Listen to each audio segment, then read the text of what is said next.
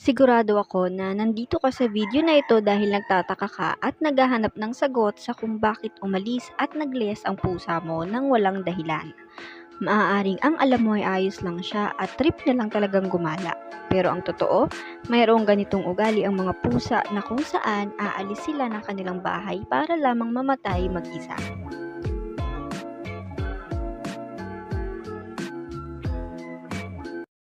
Alam nyo ba na mayroong kakaibang ugali ang mga pusa kapag sila ay tumatanda at nanghihina na?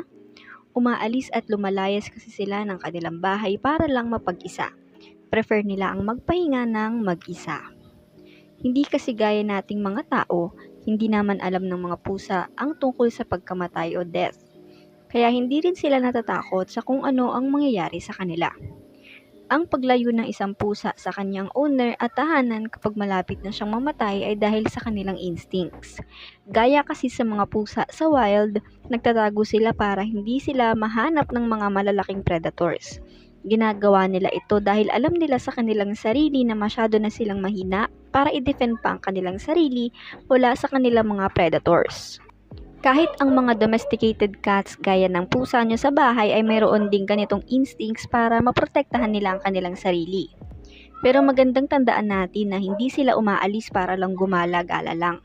Kapag may sakit sila, aalis sila para maghanap ng isang peaceful at tahimik na lugar para makarecover sa kanilang sakit.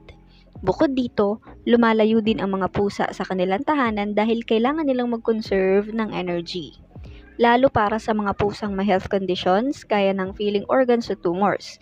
Nagdudulot ito sa kanila ng severe pain at panghihina kaya hindi din sila gaanong nakakalayo masyado.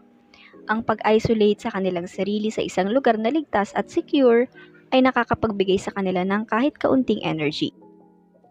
Pero hindi naman lahat ng pusa ay lumalayo o lumalaya sa kanilang bahay kapag malapit na silang mamatay.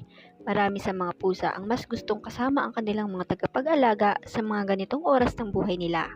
Pero nagtatago pa rin sila dahil nga masama ang nararamdaman nila at ayaw nilang magpaistorbo at magpahawak.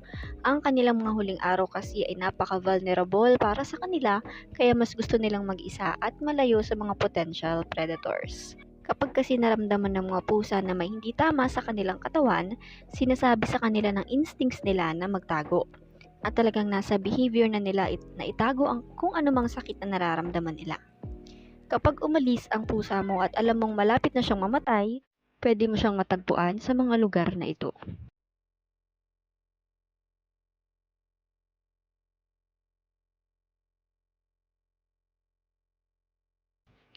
Although talagang masakit kapag hindi tayo nagkakaroon ng pagkakataon na magpaalam sa mga mahal natin sa buhay, isa na nga ating mga pusa. Pero dahil desisyon nila ang gawin ito, dapat lang natin itong irespeto at intindihin.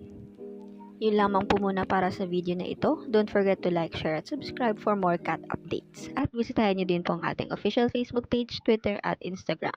I put the links in the description of this video. Bye!